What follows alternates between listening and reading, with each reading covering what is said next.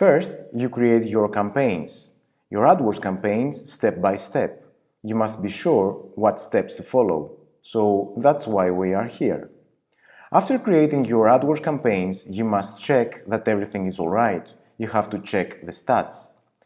The stats are checked by you in 3 steps.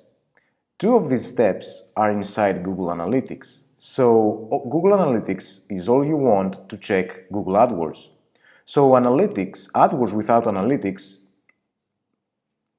So today we're going to check step by step in Google Analytics how to find the AdWords campaigns that are really working for you.